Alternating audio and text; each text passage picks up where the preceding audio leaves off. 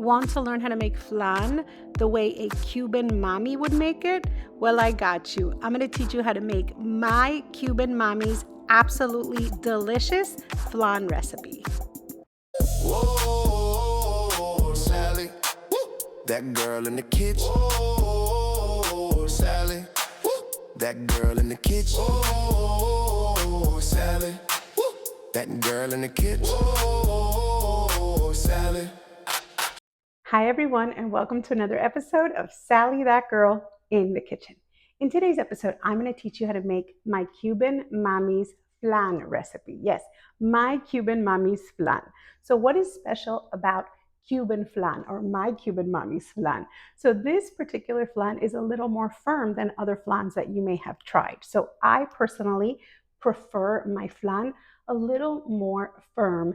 I am not a fan of texturally jiggly foods. I'm not a fan of Jell-O and things that tend to jiggle. It's just one of those texture things that I'm not crazy about. This particular flan is incredible. Even if you think you don't like flan, you're going to love this flan because it definitely sets a little more. It has more eggs in it, so it is definitely nice and rich, which creates a beautiful flan while still feeling absolutely silky, but definitely a bit more firm. We're going to cook it gently in a water bath, and it is easy. Do not be intimidated. The ingredients go in a blender, and for the caramel, if you're not counting the water, it's pretty much sugar. It comes together super easily. You don't need any special tools. I'm going to be using a regular cake pan. We're not going to even be using a flanera. It's that easy. Just a water bath, a cake pan, simple ingredients, and a blender, and you are good to go. So I am super excited to teach you how to make this flan the way my mommy always made it for me growing up. So let's not wait another second, and let's get started. For the custard part of today's recipe, you will need 1.5 cans, in other words, 18 ounces of evaporated milk, 1.5 cans, in other words, 21 ounces of sweetened condensed milk, 9 large eggs, which should be at room temperature. So before you do anything else, pull those eggs out of the fridge. 1 3/4 tablespoons of pure vanilla extract and 1/2 teaspoon of salt. And for the caramel part of today's recipe, or the caramelo, you will need 1 3/4 cups of sugar and 3.5 tablespoons of water. You will also need some heavy-duty aluminum foil, an 11-inch round cake pan. This one is 2 inches deep. You'll also need a larger pan where you can fit that cake pan in and you can add the water to create a bain-marie or a water bath. You'll need some oven mitts, some dry measuring cups, some measuring spoons, a couple of wet measuring cups, a bowl and a spoon, a mesh sieve, a round-tipped knife, and a cooling rack, and of course a blender along with a can opener. And you'll need a plate to flip your flan into that is at least 12 inches in diameter so that your flan can fit perfectly, and so can that delicious caramel sauce. So now that we have all of our ingredients and tools together, let's get started. So the first thing you're going to want to do is pour out and store 1/2 can of sweetened condensed milk and 1/2 can of evaporated milk, as we will not be needing that portion. Then what you're going to do is you're going to check your eggs, make sure they're at room temperature, and you're going to add all 9 eggs to your blender. You don't need to beat these before because the blender will do the work for you. I told you this would be easy, and I meant it.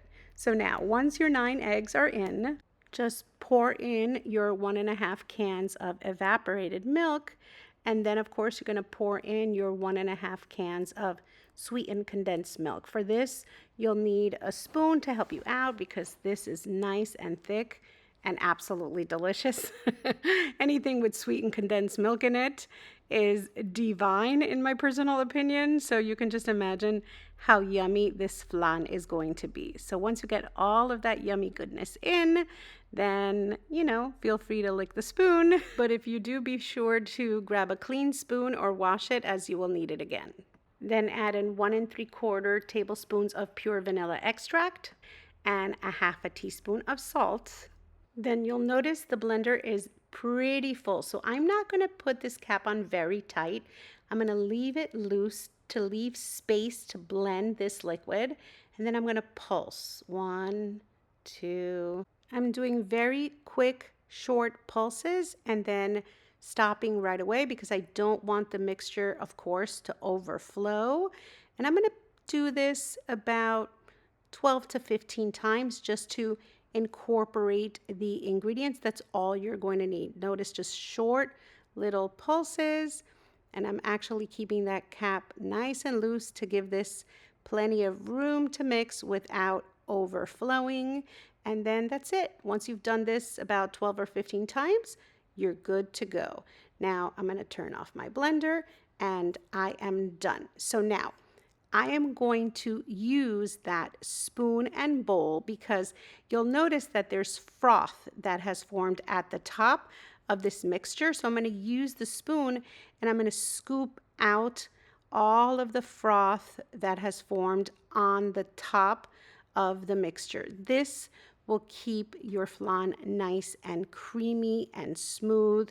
You don't want any of this froth in your flan. So just gently remove it all, and you'll see it rises to the top, comes off really easily. It should look about like that when you are done. Just scoop it off with a spoon and you're good to go. So I'm going to leave this covered while we make our caramelo.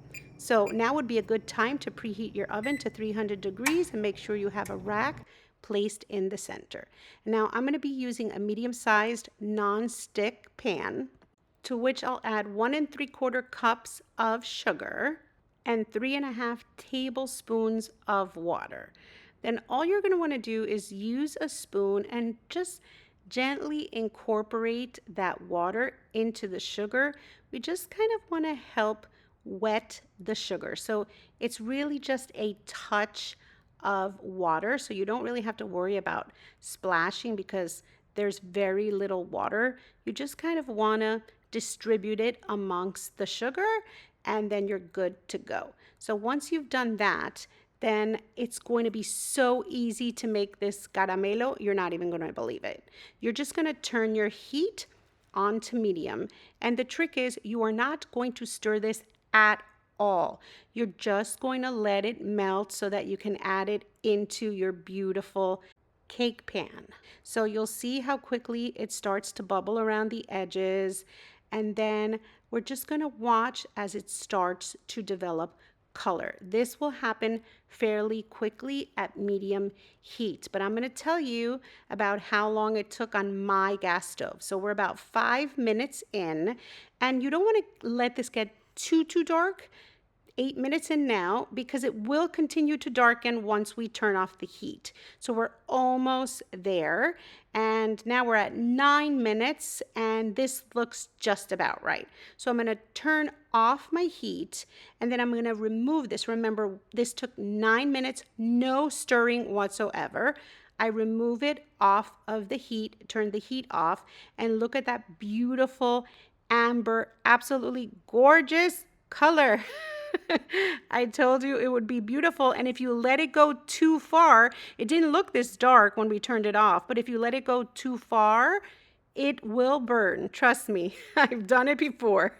So you want to make sure you stop before it gets too dark, and then it will continue to darken. But this is the color you are going for. Once it's turned off, it develops this absolutely gorgeous amber color that will be the most delicious sauce for our Cuban style flan.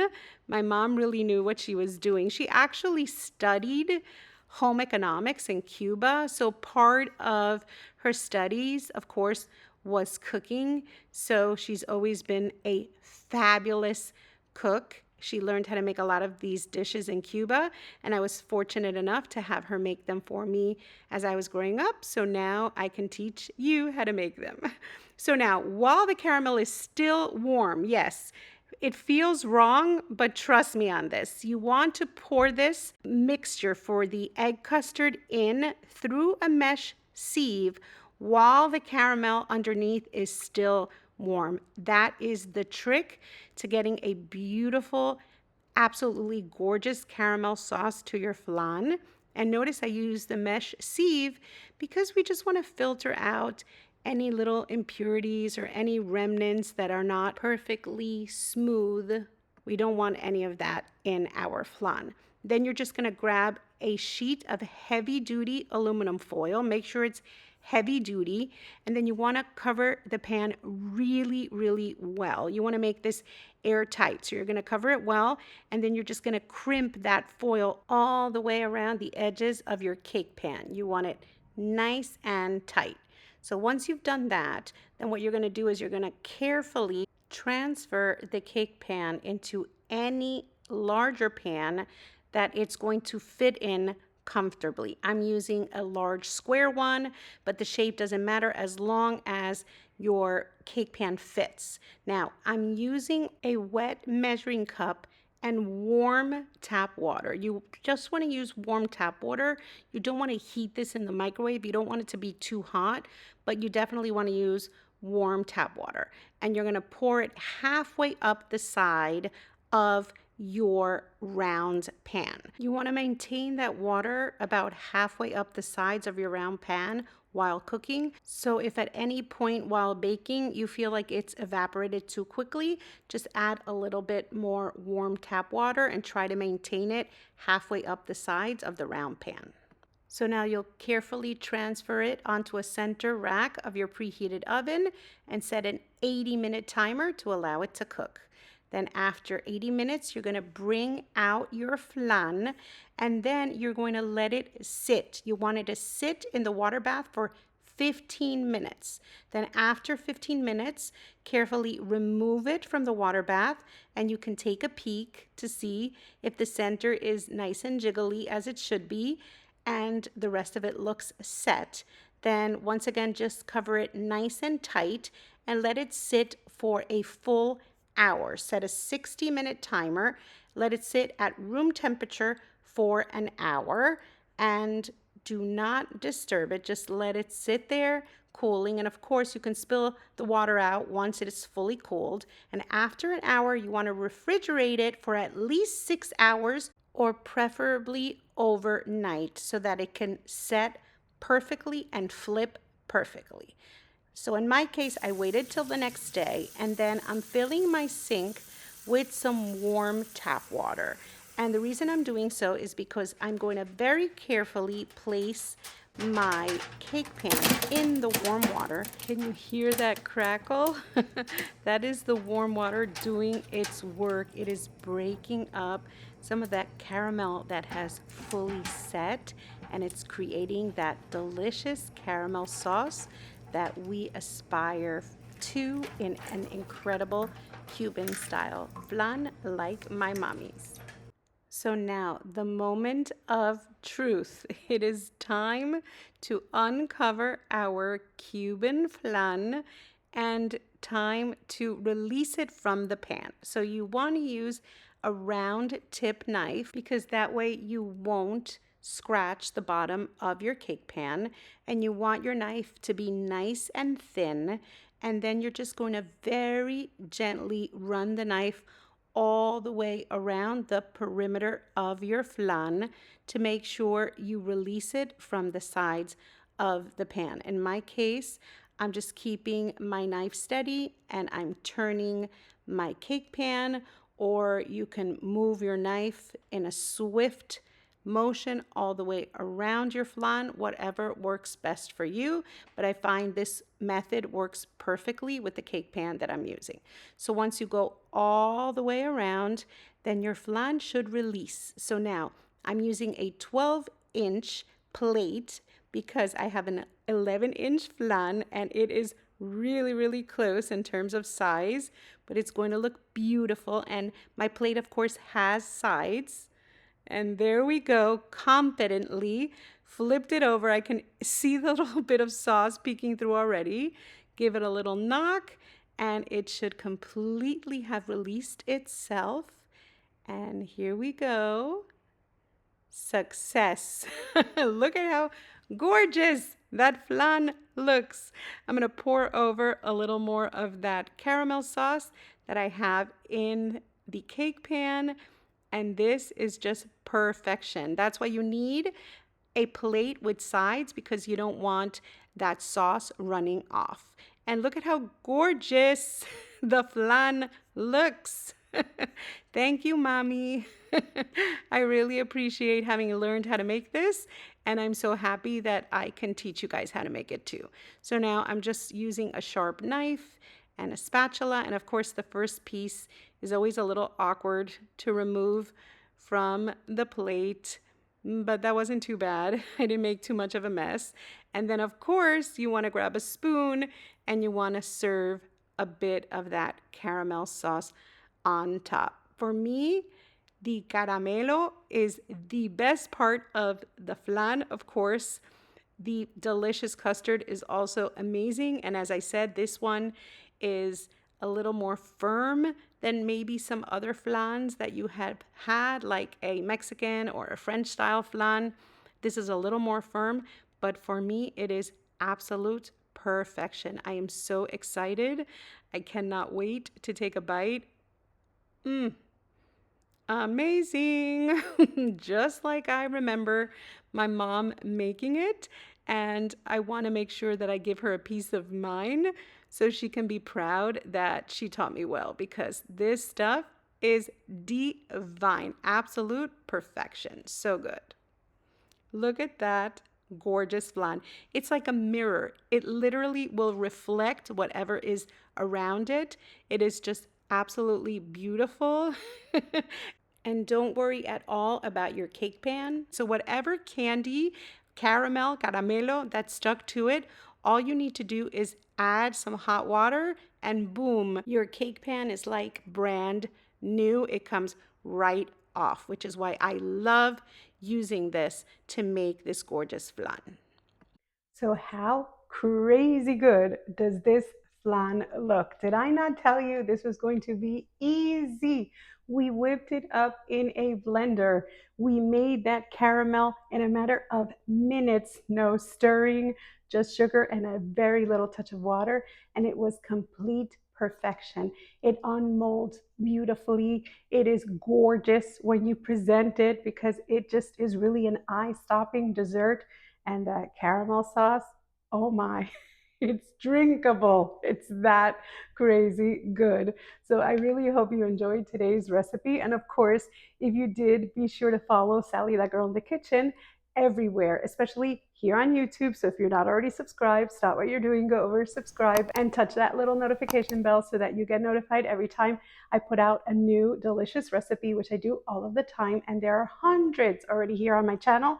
So be sure to go over and explore. It's broken down by playlists. You'll find all kinds of things, appetizers, main dishes, desserts, anything you can think of. It's broken down by playlist, so you're sure to find it there. And if I haven't filmed it already, shoot me a little message through social media. If you're hoping to learn how to make something, I will teach you. And of course, if you're not following me on social media, you can find me as Sally That Girl in the Kitchen on Facebook, Instagram, and on Pinterest. And you can find me as Sally That Girl FL on X, Snapchat, and on TikTok. And of course, I've got my Amazon shop and I've got my TikTok shop, and you can pretty much find me all over the place. But don't worry, all of that information is pinned to the top of my YouTube banner and all of my social media pages. And I'm also part of the Associates program here on YouTube. So many times, if there's a product that I feature in my video and it's available through YouTube shopping, that might pop up for you too. So of course I make a little commission on any of those shops that you visit, but it doesn't cost you anything more. It helps my channel very much, so I really appreciate when you do that. So once again, I just want to take a moment to thank you so much for being here, and I'll see you next time. Whoa, Sally, woo, that girl in the kitchen. Whoa, Sally, woo, that girl in the kitchen. Whoa, Sally, woo, that girl in the kitchen. Whoa.